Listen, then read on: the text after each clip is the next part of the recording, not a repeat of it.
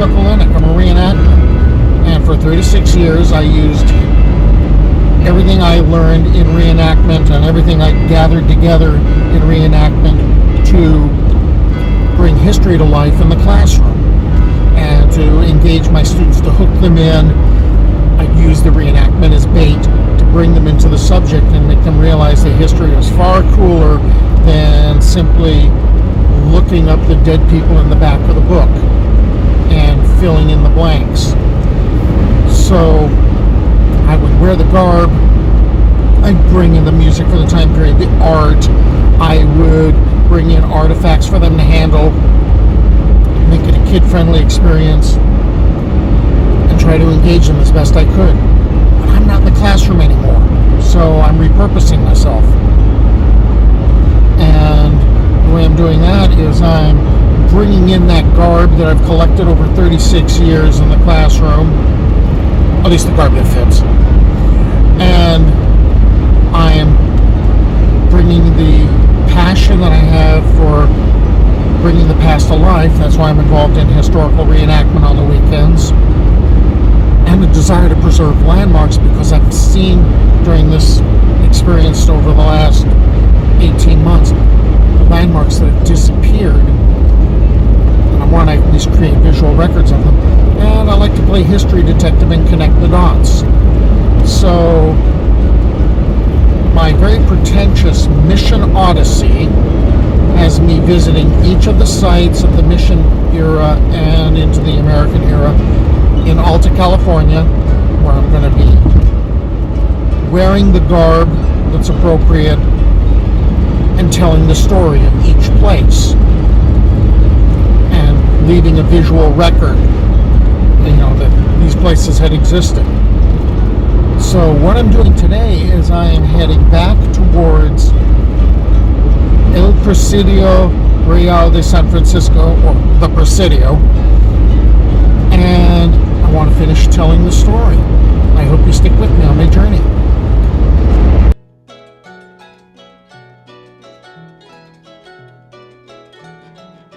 "11 years after the construction of the Presidio at San Francisco, Captain Soler, who is acting as like an inspector, and he's kind of the man in charge, he's looking at the Presidio and he suggests, dump this place. Let's just transfer all the troops over to Santa Barbara. He didn't really see the worth of it. He felt that it was not a strong point anyway. Why waste the time on it? Rather than being transferred to the new Presidio at Santa Barbara, the soldados worked harder to make the Presidio at San Francisco de Asís workable. A British explorer named George Vancouver appears in California. Now, he had been sailing along and exploring the Northern California coast. He had gone further north along the Pacific, and there's an island named for him. I'll let you guess which one it is. But Vancouver ends up visiting some of the California missions and resupplying there, and he also ended up making some commentary. And what ended up happening is the Spanish at this time, they do not want outsiders around. They really don't want the British around. But for some reason, they let Vancouver walk around, and he took a look at even the fortifications and was really appalled. He felt that Presidios would be capable of stopping native attacks or settling native problems. So in a way, he's anticipating the Chumash revolt of 1824. But he said, as far as foreign invasion, the Presidios are not going to be worth anything. They're going to be at best a speed bump. So in a way, he's almost anticipating the raids of the pirate Hippolyte Bouchard in 1818. And he he must have given away what he was thinking, probably because he had, I'm sure he didn't have much of a poker face. He wrote his stuff down about how horrified he was at the defenses, or what scorn he had for them, but I'm sure he didn't hand over his thoughts to the Spanish. I would think that he may have ended up expressing what he was thinking on his face by looking in horror at rotting parapets and cannon that are too small. And so there's going to be a change, partially because of Vancouver's visit. On the Punta del Cantil Blanco, a little bit north of the Presidio, this was the solution to the problem of not having enough defenses for the bay and the Presidio. So this was Castillo Del San Joaquin, and it was intended as a supplement to what the Presidio could provide. And the way the Castillos came about was one of the governors had decided, oh no, we need to build up more fortifications. Now, this may have been a reaction to George Vancouver's comments of, are you guys insane? Do you think you can actually stop anything serious with the Presidios? So what ended up happening is Castillos were put up first at Monterey and then here in San Diego. When completed, the Castillo was a formidable affair of adobe, rectangular in shape, pierced by 14 embrasures lined with bricks. It was about 125 feet long by 105 feet wide. The parapet was 10 feet thick. In the middle of the fort was a barracks for the artillerymen. A corporal and 6 artillerymen garrisoned it. 11 brass 9-pounders were sent from San Blas, but only 8 were mounted. The Castillo was variously called the Castillo, Fort Blanco, and the Fort.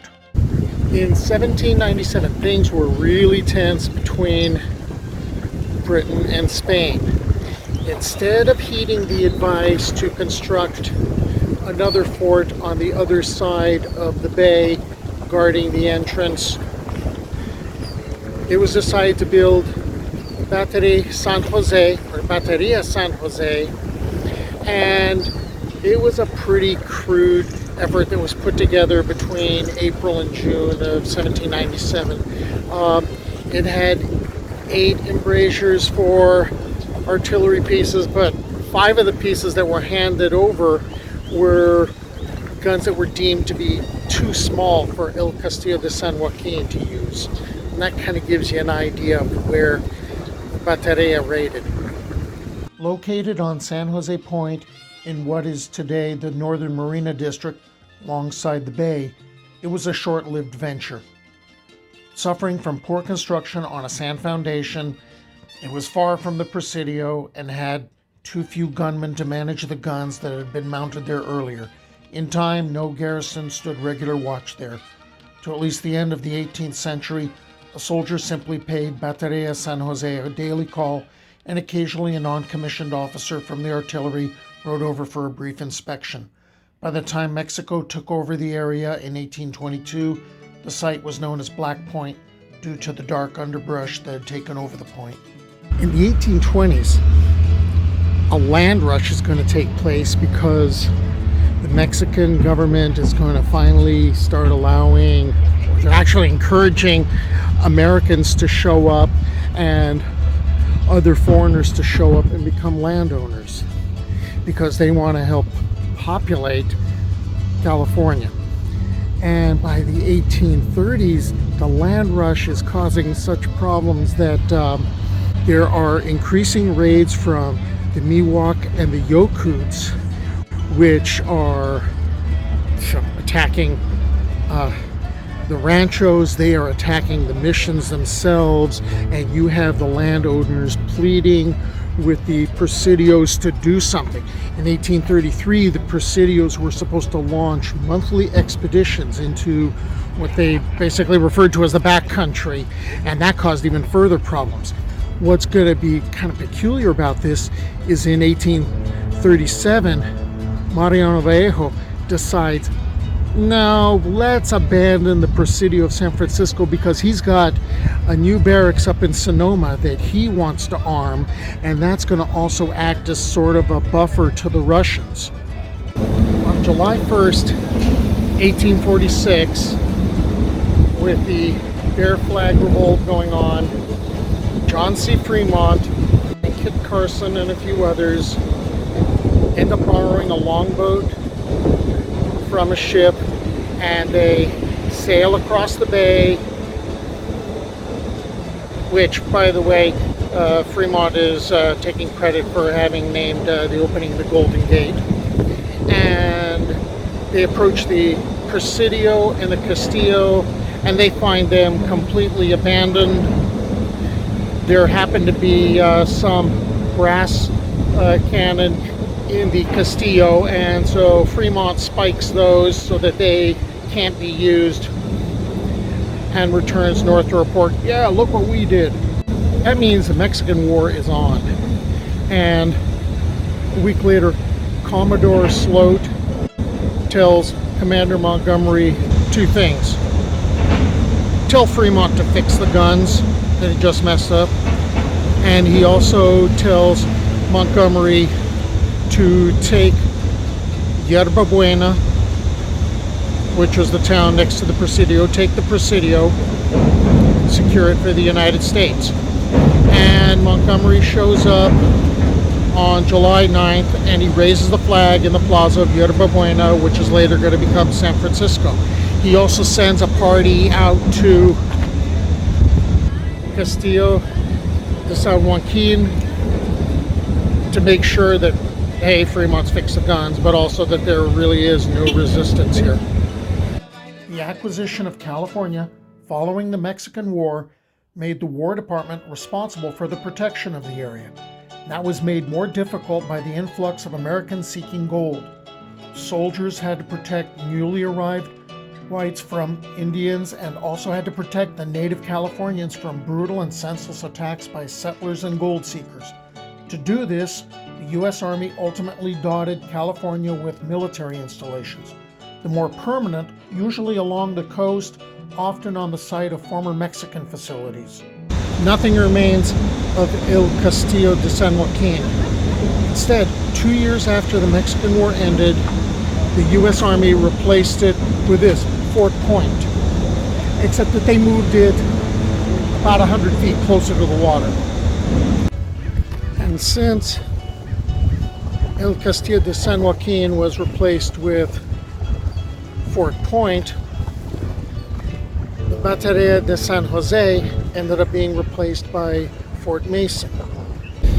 So far, 19 missions accomplished, 9 assistencias documented, a couple of estancias, and now 4 presidios done. So now it's time to cross the bay and go to the 20th mission that I'm going to visit, Mission San Rafael Archangel. I hope you stick with me on my journey.